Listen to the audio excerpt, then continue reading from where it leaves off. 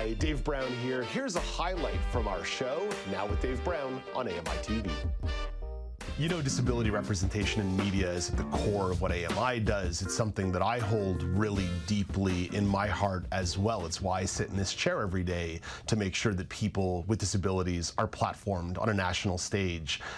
It's always good to get fresh perspective on it, though, and welcoming new members to be part of the Now team. So let's say hello to Alicia Grace, an actor and disability advocate. Hey, Alicia, great to finally chat with you on the mighty airwaves of AMI TV.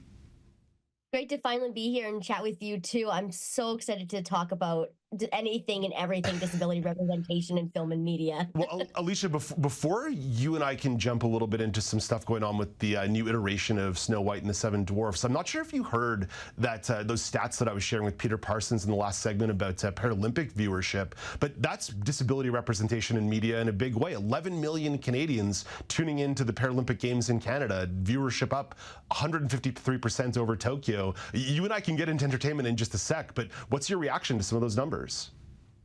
So I was watching that and I hadn't personally not heard those numbers. And I think it's amazing and so needed. I think the Paralympics should be just as celebrated and hyped up as the Olympics are.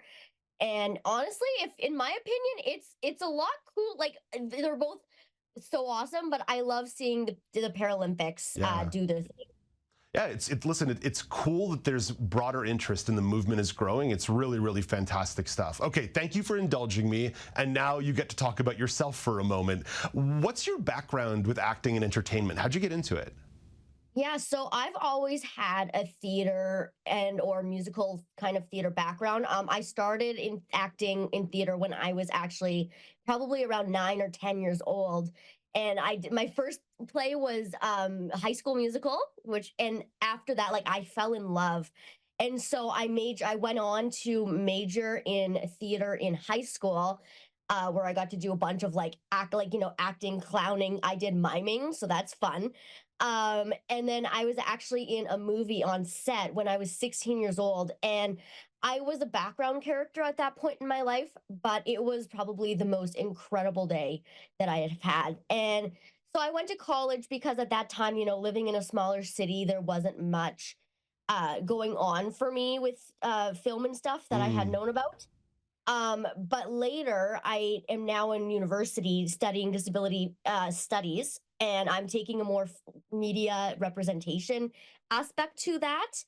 And so I've kind of dived deep more and like head first into acting again.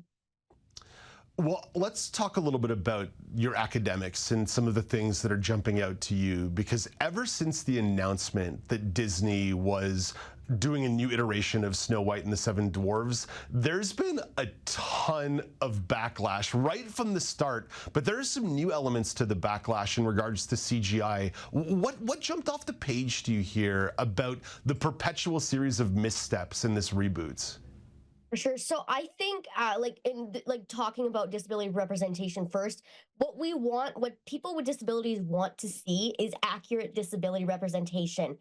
And so what Disney has done is within this new live action movie, instead of hiring 7 actors who have dwarfism, they have gone and CGI'd all of them, I think, except for one of them. I could be wrong about that, but I think they're all CGI'd at this point.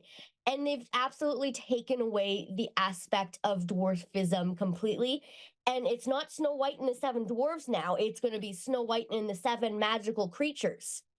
So that, and I think they meant well. Like, I think they had thought like their notions were originally that they wanted to do good, but this is just taking disability out of it completely, when in reality, they could have had an amazing chance to break records, have this incredible cast, and highlight so many new people with disabilities actors on set. But unfortunately they Yeah. didn't. Yeah, it speaks to the complexity that exists in disability representation in the media, because the word dwarf and dwarfism is sometimes a hot button issue for the community.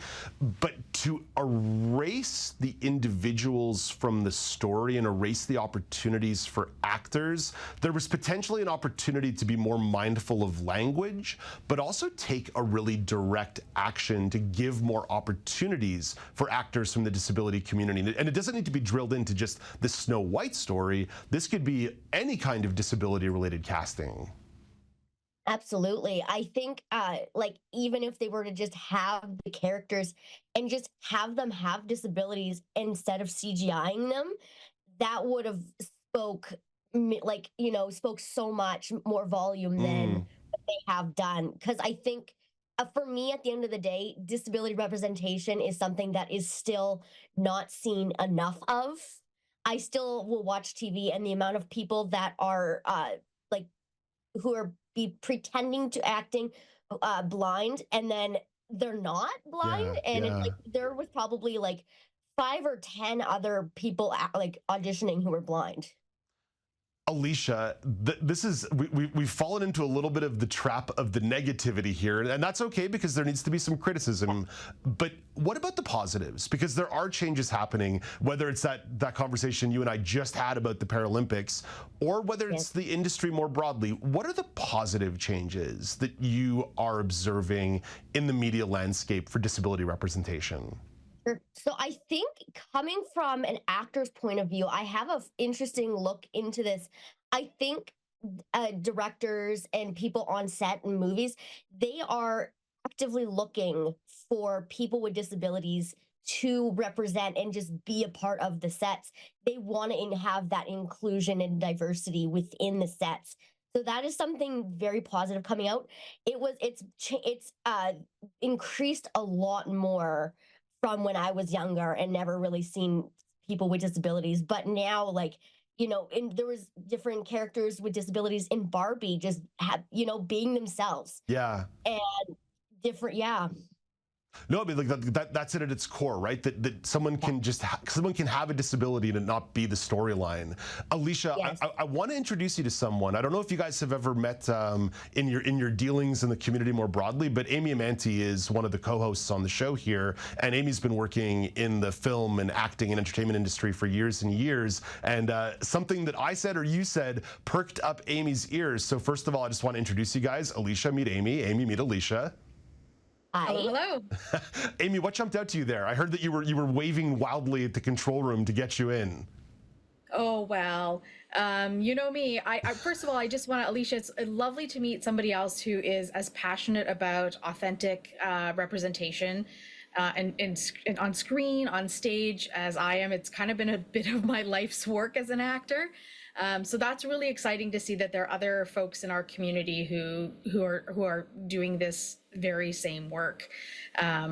So I applaud you for that, because it's not easy. Breaking into that industry is wrought with ableism. It is wrought with ableism. So some of the things that we're doing here in Vancouver within the union space is having an accessibility sort of committee that's there. And just as an example, as you know, they're trying to do their best, but they don't really have any disability representation, because getting into the union is quite expensive and you have to have a certain amount of credits to do that. But in order to have credits, you have to be able to get, you know, on screen to do that. And in order to get on screen, you have to have the roles.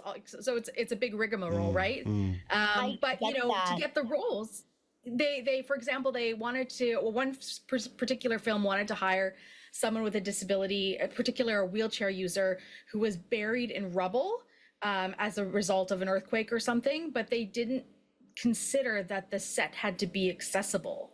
So they just considered that a wheelchair user, of course, could climb up into the rubble and like get in and out of the set, right?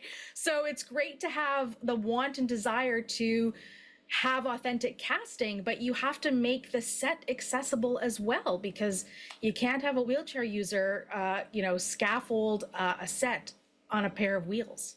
Alicia, that goes back to the idea of complexity, both on the screen and off the screen when it comes to representation.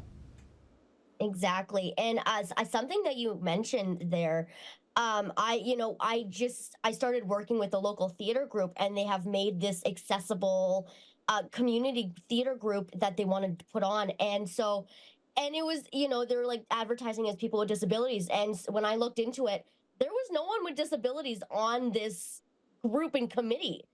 So I really went and joined because I feel like if you're going to put something on for people with disabilities, you have to consult and have to have those aspects and um what word am I trying to say? Like opinions. Yeah, like perspective, opinion, lived Yes, experience. Yeah, perspectives. Yes. absolutely.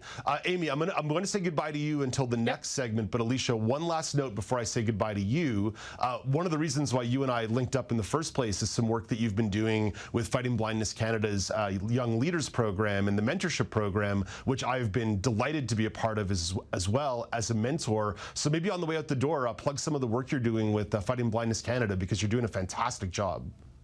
Yeah, so in the end of September, young adults with low vision and blindness can attend a summit that is happening in Toronto from on the September 28th, and I will be speaking with the keynote speaker. I will be on a panel, and I think I'll be moderating a panel as well. You're going to be moderating a panel with me.